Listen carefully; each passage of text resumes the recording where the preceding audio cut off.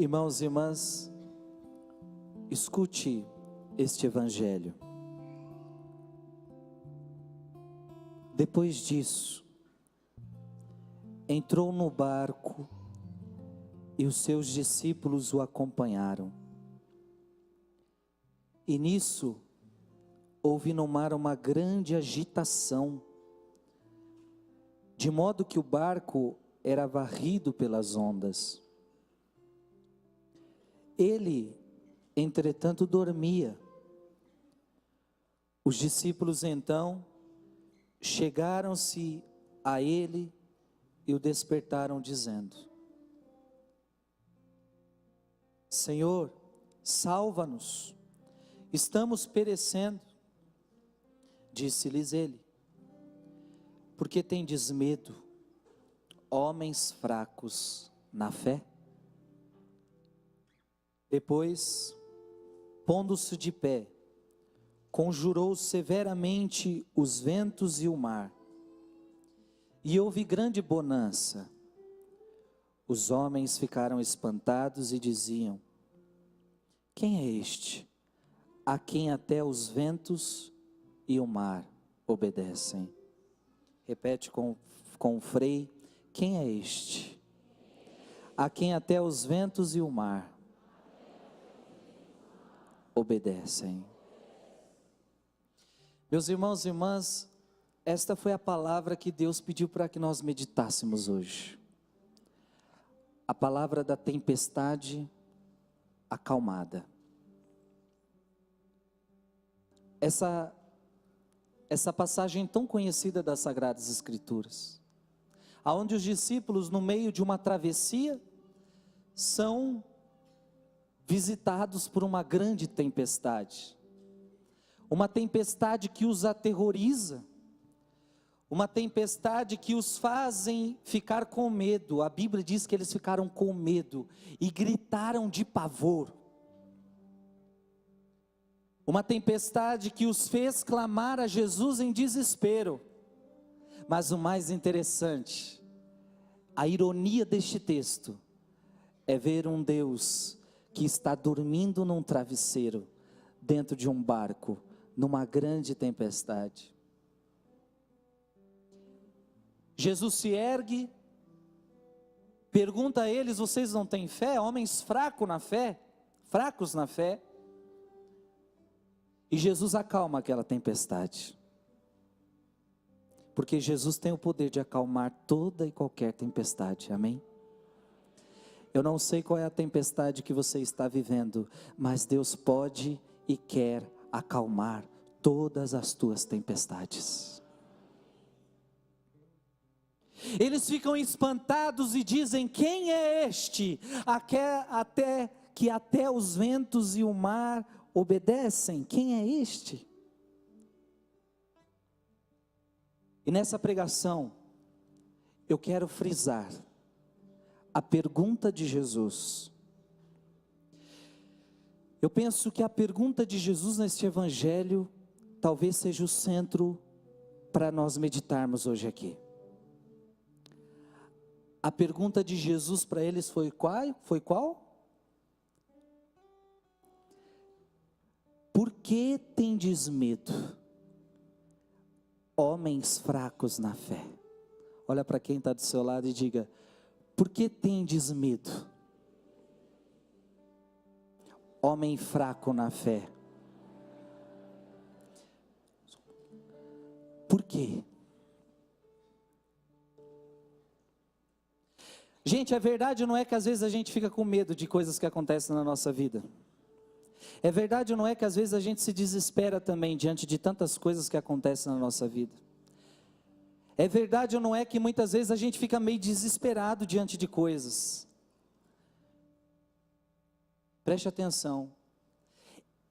Eles estavam fazendo uma travessia. Eles entraram naquela barca para fazer uma travessia, uma viagem. E essa também é a nossa vida.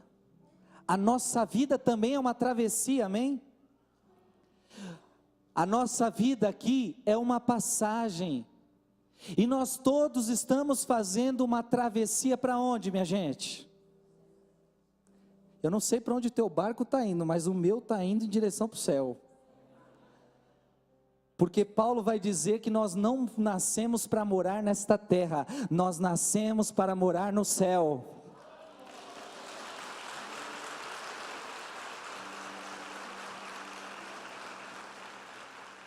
Eu não sei onde você comprou sua casa, qual é o seu endereço, mas o nosso endereço verdadeiro e eterno se chama céu.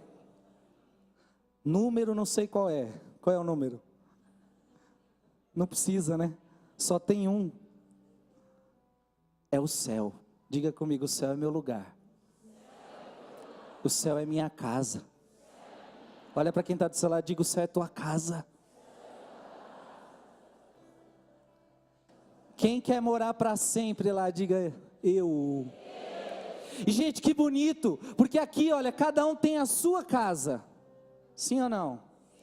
Eu não moro com você, você não mora comigo, e a gente só se encontra aqui na igreja, ou na rua, em algum lugar, mas lá no céu, nós temos uma única casa, a casa de todos nós, a qual Jesus disse que preparou para cada um de nós uma morada, ou seja, lá no céu tem uma casinha para você, lá no céu tem um lugarzinho para você.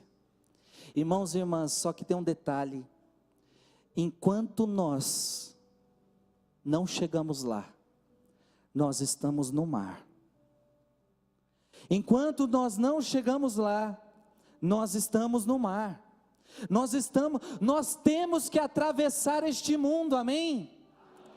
Tem como você não viver neste mundo? Não tem como. Nós somos deste mundo, mas nós não pertencemos a ele. Fazemos parte do mundo, mas não somos do mundo. Trabalhamos como todos trabalham, estudamos como todos estudam, fazemos o que todos fazem, somos pessoas normais, mas não fazemos parte dele. Não visamos aqui a nossa morada aqui para um cristão, ele entende que a sua morada aqui ela é passageira. Então, irmãos e irmãs, a nossa vida é uma travessia. A nossa vida aqui é uma passagem.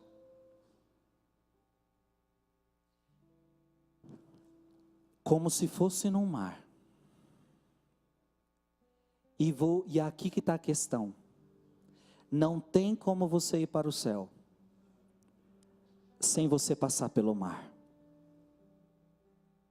Assim como existem lugares que a gente não consegue chegar sem passar pelo mar, o céu também a gente não consegue chegar até ele, sem passar por essa travessia, sem passar pelo mar deste mundo.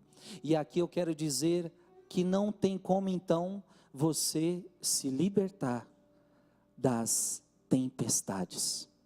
No mar existe tempestade, sim ou não? No mar existe tempestade. Portanto, irmão, olha o que a Bíblia disse para nós.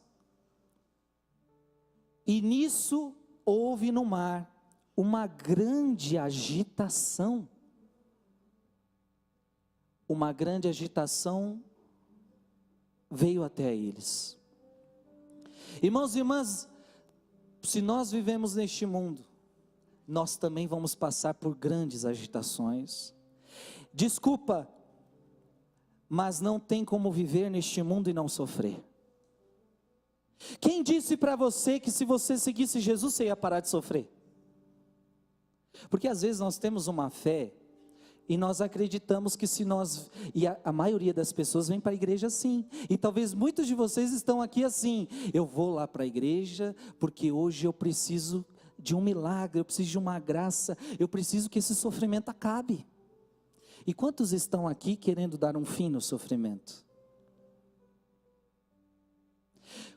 Quantas vezes nós já andamos na rua e vimos placas de igreja dizendo assim, pare de sofrer. Se você entrar aqui, você vai parar de sofrer. Você já viu essa placa dentro de alguma igreja católica? Se você entrar aqui, você vai parar de sofrer? Não, e nunca vai ver. Porque a igreja de lá, que bota uma placa dessa, não são todas, mas essa igreja não é uma igreja séria. É uma igreja que não sabe ler o evangelho. É uma igreja que está te prometendo uma vida fácil e está te prometendo uma mentira. Porque a igreja católica, irmãos e irmãs, como é fiel à Sagrada Escritura, a igreja católica é a igreja da cruz. Diga comigo, a igreja católica é a igreja da cruz. Você prestou atenção no que você disse? Você tem certeza que você quer ficar nessa igreja? As outras igrejas estão te prometendo riqueza. Você não quer ir para lá não? Estão prometendo que você vai ganhar carro, que você vai ganhar casa, que você vai ganhar dinheiro, que você vai ter saúde. A igreja católica, ela te promete Jesus crucificado. Escândalo para o mundo, Paulo vai dizer, a cruz é escândalo para o mundo não aceita. Como eu posso seguir um homem crucificado? Como eu posso seguir um homem crucificado? É escândalo. Para o mundo é escândalo, para os cristãos é vitória, para os cristãos é glória.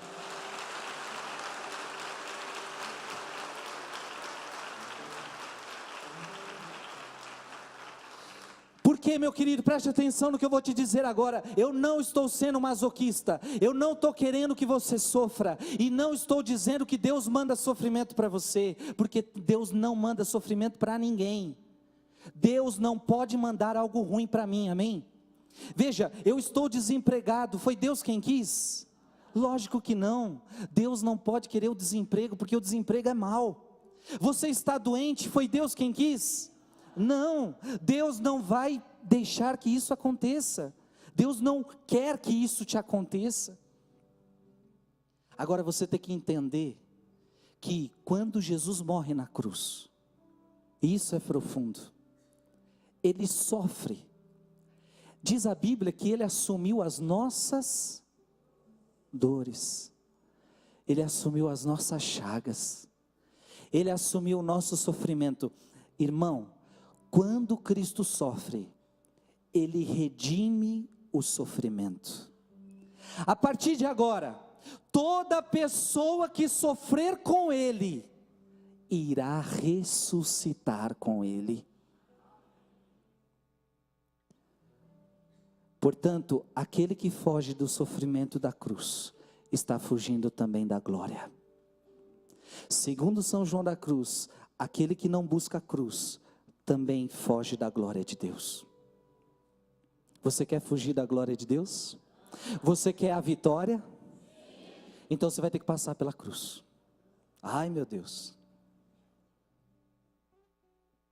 Amém? Nessa pregação, eu quero falar sobre as características de quem está fraco na fé. Preste atenção, o que Jesus pergunta para eles? Acaso, por que vocês estão com medo, homens fracos, né? Veja, muitas vezes nós estamos como esses discípulos, nós estamos fracos. Eu não sei se você está fraco aqui não. Nós vamos falar sobre isso. Mas em nome de Jesus, hoje você vai sair daqui forte.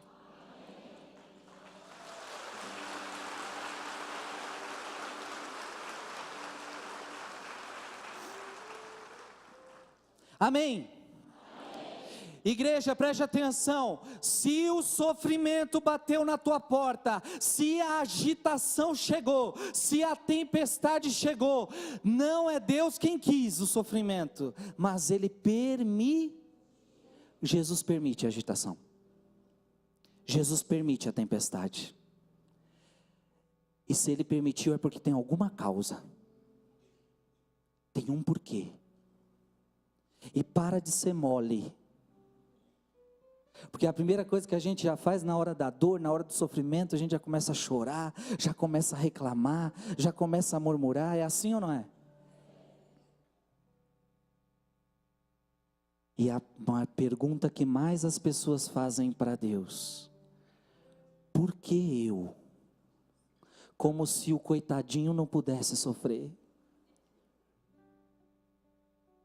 Irmãos e irmãs, Jesus sofreu, sim ou não? Muito ou pouco? Quem és tu para não sofrer? Quem é você para não sofrer? Se eu, vosso Senhor e vosso Mestre, Jesus disse isso várias vezes, vos lavei os pés, quanto mais vocês devem lavar os pés uns dos outros. Se eu, vosso Senhor, vim para servir, não para ser servido, quanto mais vocês. É como se Jesus também estivesse dizendo: se eu sofri, quem é você para dizer que não vai sofrer? Os santos sofreram? Sim ou não? Me mostra um santo da Igreja Católica que não sofreu. Santa Teresinha morre com 24 anos de idade por uma doença. Uma santa da igreja. Francisco de Assis morre com uma doença. Ainda novo, antes dos 50 anos. Padre Pio, um sofrimento terrível que não preciso nem mencionar aqui os sofrimentos que Padre Pio viveu. Um santo que eu e você vimos com os nossos olhos. Isso é tão bonito, a gente poder dizer que a gente conviveu com o santo João Paulo II. Vimos ou não vimos o sofrimento deste homem? Nós assistimos. Irmão, a grande verdade é: Jesus permite o sofrimento. E se Ele está permitindo o sofrimento, não pergunte por que eu, mas pergunte: para que, Deus?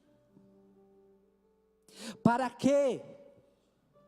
O que Deus está querendo te mostrar com essa dor? O que Deus está querendo te mostrar com esse sofrimento?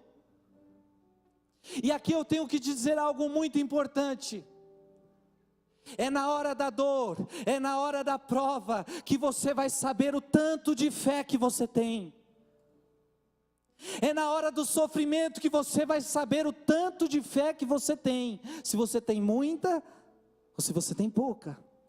Porque a Bíblia diz que se você tiver fé do tamanho de um grão de mostarda, você vai dizer para essa montanha: sai daqui e vai para ali, ela vai.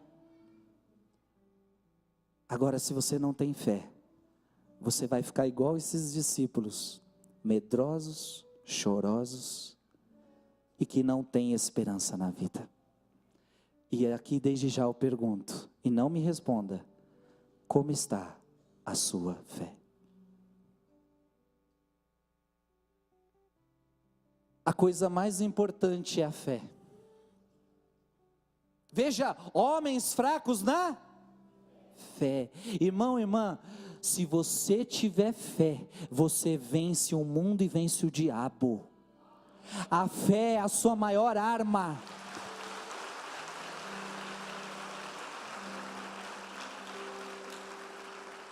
Aliás, a Bíblia diz em Hebreus que sem fé é impossível agradar a... Repete com o padre: sem fé é impossível agradar a Deus. Uma pessoa sem fé não agrada a Deus. Por quê? Uma pessoa sem fé ela murmura, uma pessoa sem fé ela reclama, uma pessoa sem fé ela desespera, uma pessoa com fé ela vence o mundo. Essa é a tua força, essa é a tua arma. E deixa eu te dizer, é isso que o diabo quer roubar de você, a sua fé. Porque se ele roubar a tua fé, ele destruiu você. A fé é aquilo que nós recebemos no dia do nosso batismo. Só que uma fé que não é alimentada, ela morre. Uma fé que não é alimentada, ela perece. Por isso, não basta você dizer: eu fui batizado. Não basta você me dizer: eu sou católico. Não basta você me dizer: eu venho à missa. Só isso não justifica que você tem fé. Na verdade, você vai provar que você tem fé na hora da dor. Estes discípulos provaram que tinham fé? Tinham fé, sim ou não? Não. Tinham, mas estavam fracos. Irmão, eu não sei como está a sua fé, mas Deus quer fortalecer tua fé hoje. Deus quer que você volte para casa mais forte. Deus quer que você coloque óculos de fé. Gente, como é bonito a gente colocar os óculos da fé. O que é colocar os óculos da fé? É quando você começa a enxergar tudo com óculos diferentes. Porque quando você não tem óculos de fé, você olha para a tempestade e você diz: espera. Você olha para o teu filho que está dando trabalho, você fala: meu Deus, se meu filho não tem mais jeito, ai Jesus, não sei o quê. Você olha para o teu marido, você fala: essa cruz não muda, essa cruz só me dá trabalho.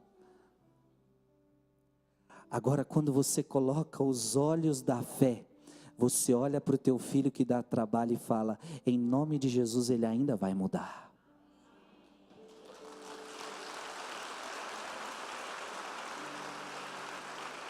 Você olha para o teu marido e você vai dizer: em nome de Jesus ele vai mudar. Ele hoje é mulherengo, hoje ele bebe, hoje ele ainda não vem para a igreja, mas um dia ele estará aqui comigo, porque eu tenho fé.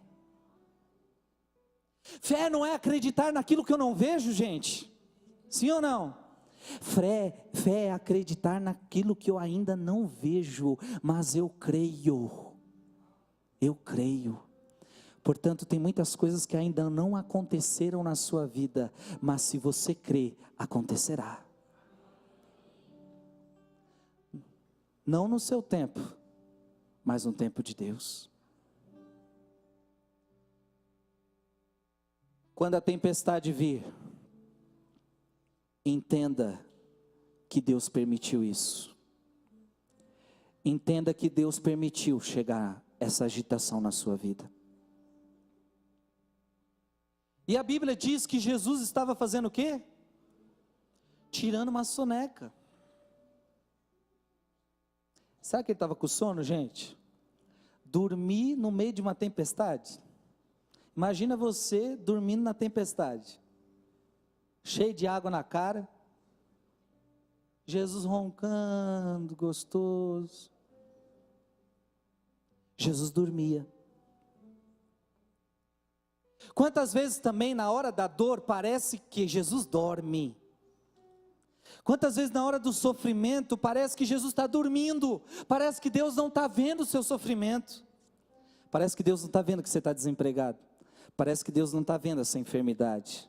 Parece que Deus não está vendo os problemas que você está vivendo na sua casa. Quantas vezes na nossa vida parece que Jesus dorme?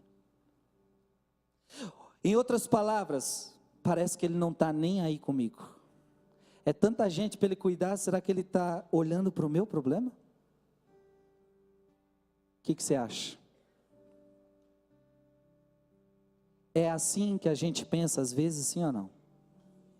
Parece que Jesus dorme. Diante daquela tempestade, parecia que Jesus era impotente.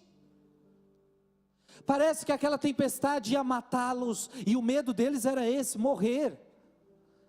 Parece que Deus é impotente, e quantas vezes diante de um câncer, diante de algo, de uma mudança, de uma conversão, diante de uma realidade familiar, parece que é impossível mudar. Quantas vezes parece que Deus é impotente, parece que Deus não pode. Eles clamam a Jesus, e Jesus de primeiro momento não acorda. E quantas vezes também na nossa vida a gente reza, e parece que Deus não nos escuta. Sim ou não? Quantas vezes você orou e não aconteceu? Sim ou não? Parece que Jesus está dormindo. Irmão e irmã, e aqui eu digo para você, parece que Jesus está dormindo, porque Jesus não dorme, Ele vela por você noite e dia.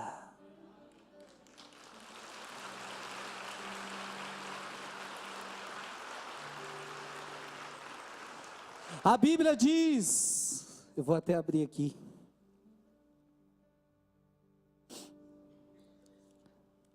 Não estava programado, mas vou abrir aqui. Olha que bonito.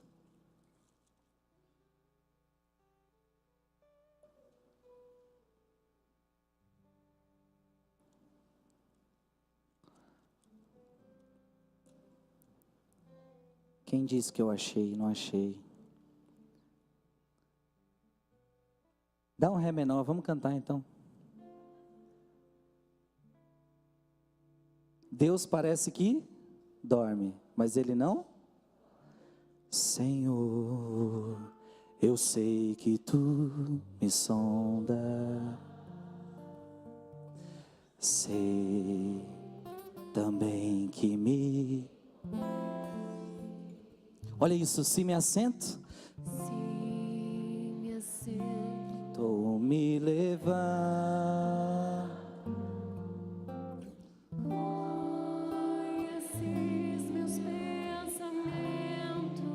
Quer deitado ou quer andando?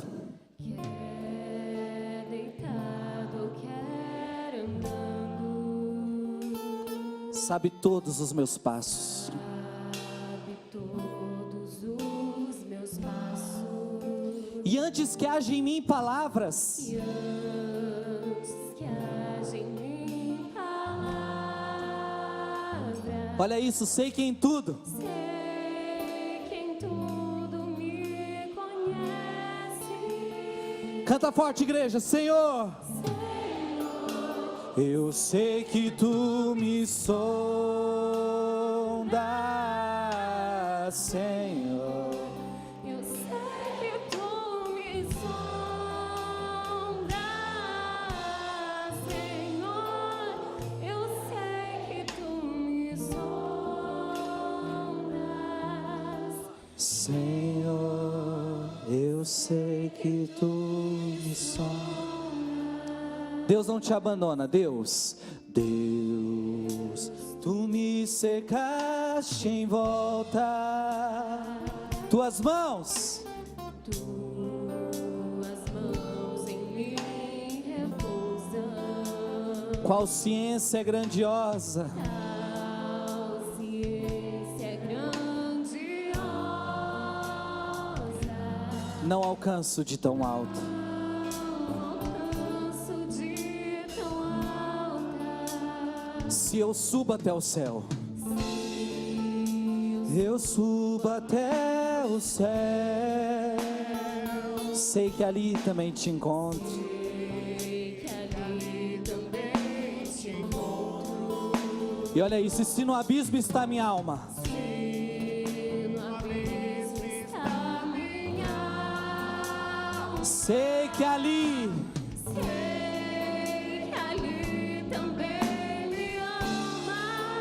canta, Senhor, Senhor. Eu sei que tu me sondas. Ele te sonda, Eu sei que tu me sondas, Senhor. Eu sei que tu me sondas,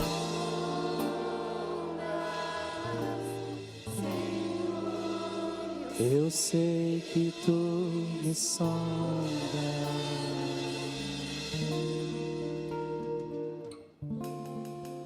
Veja que coisa linda, quando você está sofrendo, quando você deita a cabeça no seu travesseiro e parece que ninguém está vendo a tua dor, parece que ninguém está vendo o teu sofrimento, Ele está lá, sondando você. Ele conhece tudo de você, Ele conhece suas dores, Ele conhece teu pensamento. Antes que eu fale, Ele sabe o que eu vou falar. Antes que eu pense, Ele sabe o que eu vou pensar. Antes que o sofrimento bata a minha porta, Ele sabe que aquele sofrimento vai bater. E a Bíblia diz que nenhum sofrimento vem até mim sem que eu possa suportar. Então, se o sofrimento bateu na tua porta, é porque você é capaz de suportar. Você é capaz. Porque, irmão, se fosse um sofrimento para te esmagar, Deus não vai permitir que o sofrimento te esmague. Agora, se o sofrimento bateu, se Deus permitiu que a tempestade viesse, é porque em nome de Jesus você pode vencer. Você crê nisso? Diga: eu creio, Jesus, que em Ti eu posso todas as coisas. Amém? Olha que bonito, a Bíblia diz para nós: tudo eu posso naquele que me... Mas preste atenção: sem mim nada podeis. Sem Jesus a gente não pode.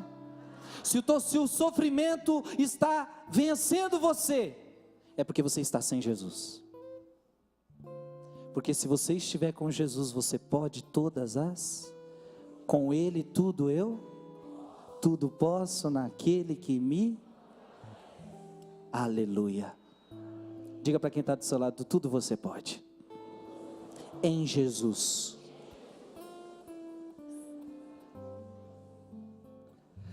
Eu pergunto para você: está difícil as coisas na casa lá? Está difícil as coisas em casa? Está difícil as coisas no trabalho? Você vai voltar hoje forte para casa, porque Deus está te fortalecendo, e com a força de Deus você vai vencer todos estes obstáculos. Todos.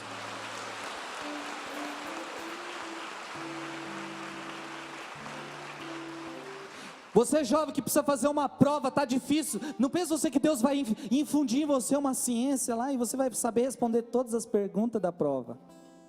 Não, dá força. Tudo eu posso naquele que me fortalece, significa que Deus vai te fortalecer para que você consiga fazer essa prova. Deus vai te dar sabedoria, vai te dar conhecimento, vai te dar força para estudar, vai te dar força para conseguir vencer isso, vai te dar força para você vencer essa doença, vai te dar força para você vencer esse marido difícil. Deus vai te fortalecer, amém? Diga: eu creio em Ti, Jesus. A pergunta de Jesus continua: por que tendes medo, homens fracos na fé?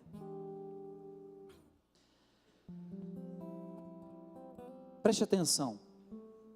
Quando Jesus ergue-se, Ele estava dormindo. Mas essa pergunta revela em Jesus uma indignação. Por que vocês estão gritando? Por que vocês estão resmungando? Acaso vocês não têm fé? Irmãos e irmãs, Jesus estava na barca, sim ou não? Uma barca que tem Jesus pode afundar? Se a tua barca tiver Jesus, você pode ter certeza, ela não afunda.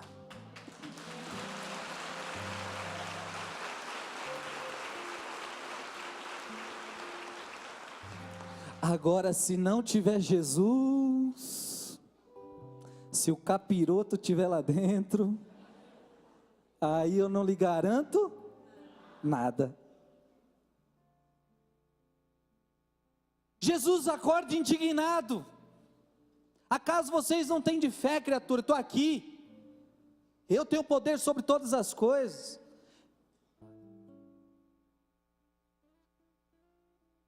Há um tempo atrás, aqueles apóstolos tinham ouvido um ensinamento de Jesus.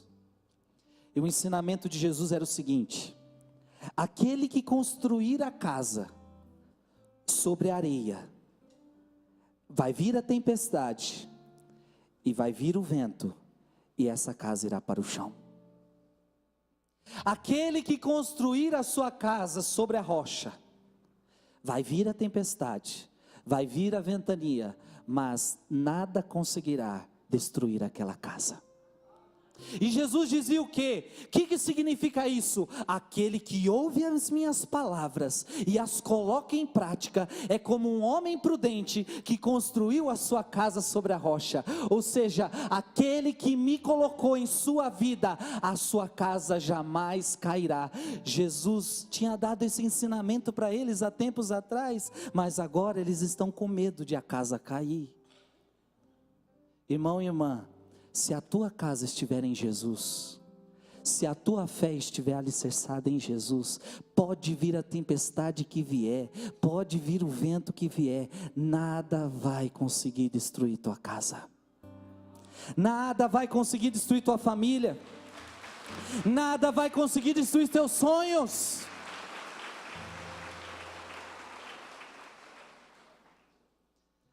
Se você ler a palavra e colocá-la em... Porque olha, meu querido, preste atenção agora no que eu vou dizer. Eu estou falando que aquele que tem fé não será destruído, amém? Eu não estou falando de qualquer fé. Eu não estou falando daquela fé de sentimento, a qual eu canto uma música e começo a me arrepiar. Eu não estou falando daquela fé aonde eu gosto de ir para a missa. Eu aprendi com meus avós que eu tenho que ir para a missa, então eu vou. Eu não estou falando dessa fé. Eu não estou falando de uma fé de tradição. Eu não estou falando de uma fé de emoção. Eu não estou falando de uma fé de acreditar se Deus existe ou não existe, porque acreditar que Deus existe ou não existe, até os diabos creem que Deus existe, e isso não muda a vida deles. Os diabos creem ou não creem que Deus existe? O diabo sabe que Deus existe, e nem por isso ele tem fé, porque eles acreditam, mas não amam. Eu não estou falando, veja, eu não estou falando dessa fé, eu estou falando de uma fé madura. O que é fé que eu estou falando? E Tiago vai dizer: se você tem fé, mostra com as tuas obras. Ou seja, eu digo que eu tenho fé, mas quando eu chego em casa, eu me embriago. Isto é fé? Eu digo que eu tenho fé, mas eu me entrego aos vícios. Eu digo que eu tenho fé, mas eu não ouço a palavra de Deus. A palavra de Deus diz: não cometerás adultério, e eu continuo no adultério. A palavra de Deus diz: não fazer sexo fora do casamento, e eu continuo fazendo sexo fora do casamento. A palavra de Deus, ela orienta a nossa vida, sim ou não? Ela orienta, e você sabe o que é certo, e você sabe o que é errado. Agora, se você conhece o mandamento, e você continua fazendo o errado, é que você não tem fé. Porque fé é quando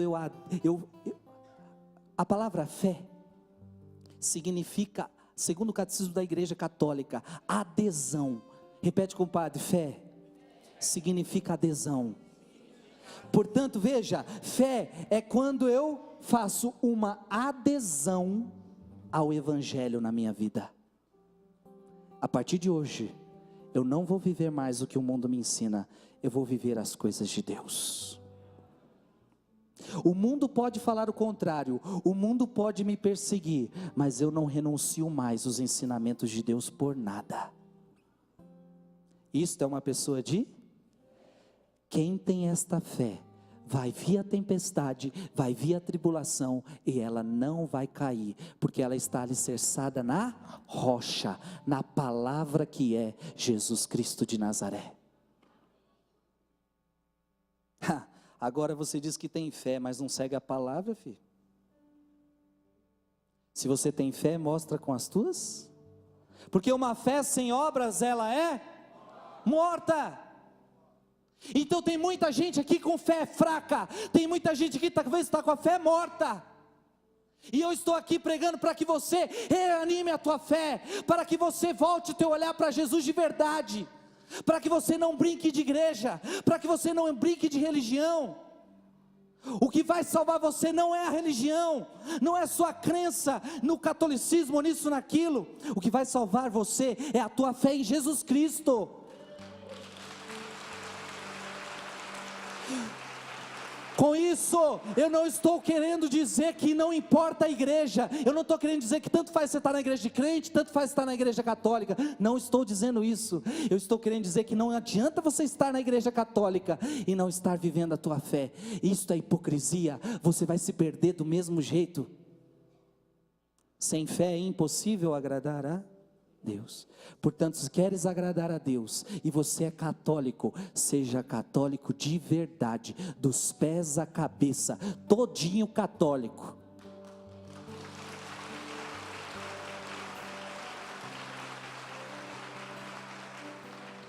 Porque às vezes você é católico só dentro da igreja, Pai Jesus, o amor de Maria, chega em casa você é o diabo, vira sei lá o que. Lá no trabalho você é outra pessoa. A fé que você professa aqui, é lá fora que você tem que provar.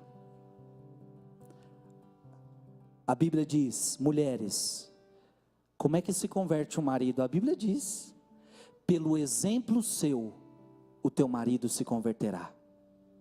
O seu exemplo dentro de casa vai mudar as pessoas. A tua fé vai mudar as pessoas. Agora, o nosso problema é que nós não temos fé. Nós estamos fracos na fé.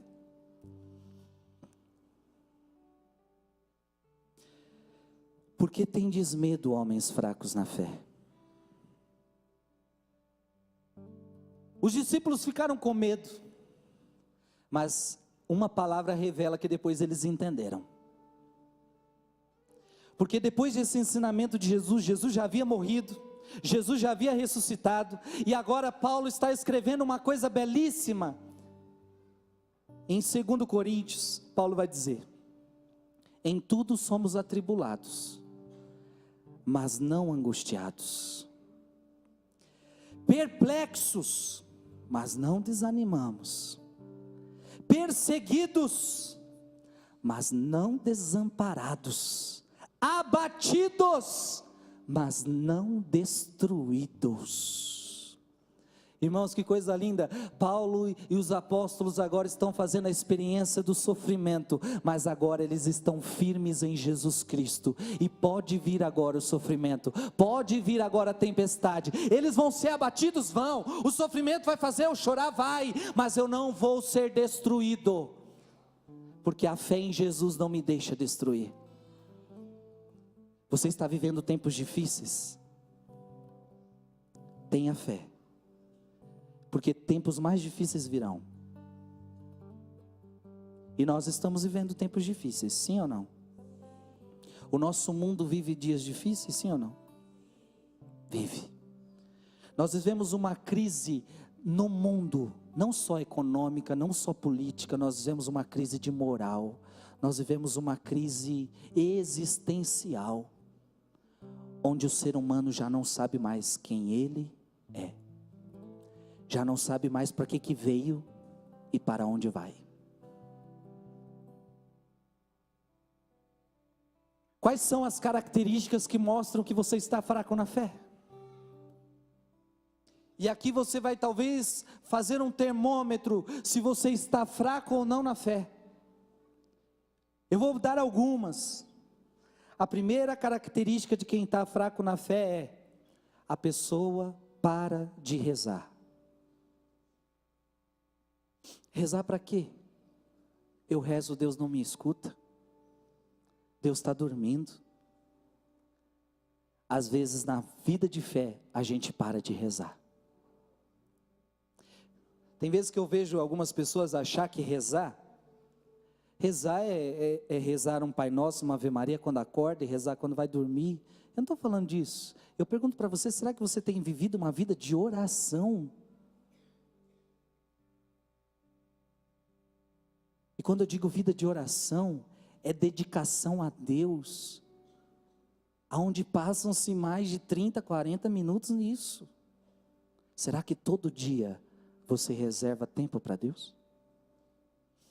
Mas às vezes você já desistiu de rezar. Talvez você já não faz mais aquilo que a Bíblia diz: quando fores orar, fecha a porta do teu quarto e ora ao teu Pai em segredo. Talvez você já não acredita mais na oração. Você talvez gasta hoje mais tempo com o seu WhatsApp, com o seu Facebook, com os seus compromissos, com as suas obrigações, do que com a oração. Você já desistiu de rezar. E talvez você é daqueles que pede oração para todo mundo, mas não reza. Você reza por mim, reza por mim, reza por mim. Ou então só reza quando vem para a igreja, mas dentro da sua casa, será que você reza? Será que você tem uma vida de oração? Quem não reza, diz Santo Agostinho, se perde. A expressão da fé, ela se mostra numa vida de oração e numa vida de comunhão com Deus. Amém? Será que você está rezando? Olha para quem está do seu lado e diga: ô sem vergonha. Fala para ele: ô sem vergonha. Você está rezando?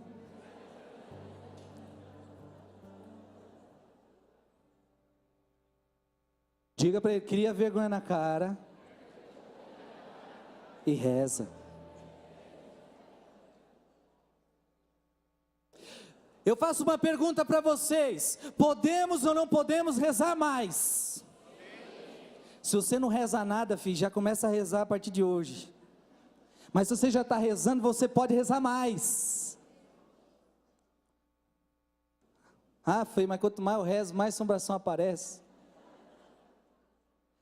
Porque quanto mais você rezar, mais o diabo fica louco com você. O diabo quer te afastar da oração, porque quando você se afasta da oração, ele enfraquece a sua fé. Essa é a primeira característica de alguém que está perdendo a fé, de alguém que está ficando fraco. Ela já não tem mais ânimo para rezar terço, ela não tem mais ânimo para rezar, para adorar o Santíssimo, não, ela perdeu o ânimo, ela já não gosta mais de rezar. Segunda característica de alguém que está com a fé fraca: ela não lê mais a palavra, ela não medita mais o Evangelho. Eu não sei o que este livro significa para você.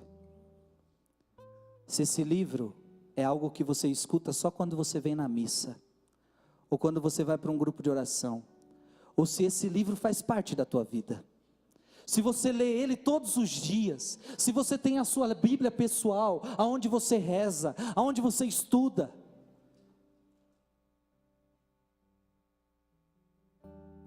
ou se esse livro é simplesmente um livro de enfeite na tua casa, onde fica aberta numa página, onde você acredita que aquilo está abençoando a tua casa. Esse livro não lido e não vivido, não significa muita coisa. Agora, esse livro lido e vivido, ele pode mudar a tua história, ele pode mudar a tua vida. A pessoa que está fraca na fé, ela perde gosto pela palavra. Terceiro, não busca mais os sacramentos. A confissão, faz tempo que eu não me confesso. Confessar para quê? Eu não tenho muito pecado não. Ou então já desisti de confessar, eu peco todo dia, não mudo de vida. Se você não se confessa, mostra que a tua fé está fraca. A comunhão, o sacramento da Eucaristia, eu já não busco todo dia, eu quero só domingo, porque domingo se eu não for domingo é pecado, eu não tenho necessidade de vir todo dia à missa. Como era importante que você, católico, entendesse que você deveria comungar todo dia, mas o pior ainda é quando domingo sim você vem, domingo não. Porque para você já não faz tanta falta perder o sacramento da Eucaristia ou não? Escuta o que eu estou dizendo agora para você. Depois não adianta reclamar com Deus que a vida não está dando certo, se você está se afastando dEle. Se você já não reza, você já não lê mais a palavra, e você já não mais busca os sacramentos, as coisas começam a complicar. Deus pode se confessar por você? Deus pode rezar por você? Deus pode ler a palavra por você? Ele te ajuda, Ele te impulsiona, mas você vai precisar responder. Quarto sinal de que mostra que a tua fé está fraca: você já não dá mais prioridade a Deus na sua vida. Deus não é mais a prioridade. O trabalho é prioridade, a família é prioridade, as outras coisas são prioridade, Deus não. Se der tempo eu vou para a igreja. E eu quero dizer para você, irmão e irmã, nada é mais importante que Deus. E aqui eu quero te dizer uma coisa que você tem que registrar e viver: Deus é mais importante que a tua faculdade, Deus é mais importante que teu estudo, Deus é mais importante que o teu trabalho, Deus é mais importante que a tua família. Sirva a Deus em primeiro lugar, e tudo mais vai ser dado por acréscimo.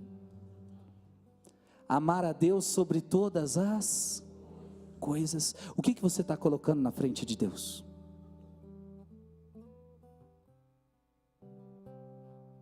Às vezes eu coloco coisas na frente de Deus e é simples ver. Se eu não tenho tempo para rezar naquele dia, Basta você ver por que você não teve tempo. Quanto tempo você deu para o seu WhatsApp? Quanto tempo você deu para o Facebook? Então, o Facebook e o WhatsApp se tornaram mais importantes que Deus para você. Quantas vezes eu deixei a missa de domingo para ir passear, para ir para uma praia, para ir curtir com a minha família? Então a tua família se tornou mais importante que Deus. O teu lazer se tornou mais importante que Deus. Irmão, irmã, Deus não pode ser trocada pelas coisas desta terra, porque só Ele é Deus. Só Ele é Deus.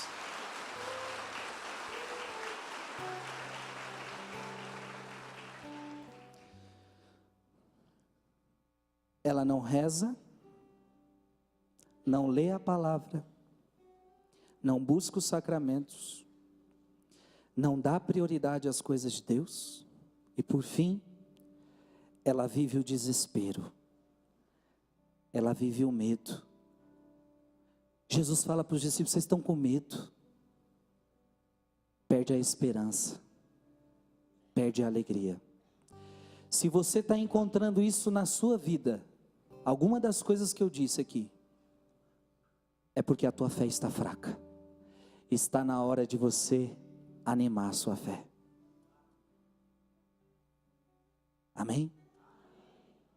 E em nome de Jesus vai voltar um bando de cristãos aqui, ó, fervorosos, fortes. Diga comigo: Senhor Jesus, eu quero voltar a Ti. Eu quero que a fé seja despertada em mim. Amém? Irmãos e irmãs, para terminar eu diria, a fé precisa ser despertada em nosso coração. Desperta. Olha para quem está do seu lado e diga: desperta. Quem tem que sair do sono é você. Amém, gente? Não é Deus que está dormindo, somos nós que estamos dormindo. Não é Deus quem dorme, sou eu quem durmo. No Getsemane, estava vivendo aquele período de sofrimento terrível. Jesus estava vivendo uma angústia terrível. E diz a Bíblia que Jesus, um homem de fé, Jesus vai para o monte rezar. Porque na hora que eu estou no sofrimento, eu tenho que ir para o monte rezar. Só que quando ele volta para trás, o que os discípulos estão fazendo? Estão dormindo. E é muitas vezes assim que a gente está. A gente está dormindo na fé. Jesus acorda aqueles homens e fala: vigiai e orai, porque você não sabe o dia e não sabe a hora. Portanto eu quero dizer para a igreja: vigiai e orai, porque o diabo está à tua volta. O diabo está querendo destruir você.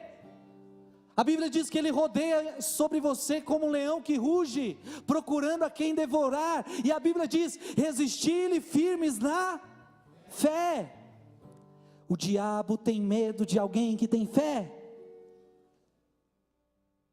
E repito mais uma vez o que disse no início: é na hora da prova que muitas vezes a fé, ela é despertada. É na hora da prova que você vai ver se você tem ou não tem fé. Amém? Eu não sei como é que está a sua fé, e eu não vim aqui para te condenar. Eu não vim aqui para apontar um dedo na sua cara e dizer que você está errado. Eu estou querendo somente te dizer: volte para Jesus Cristo.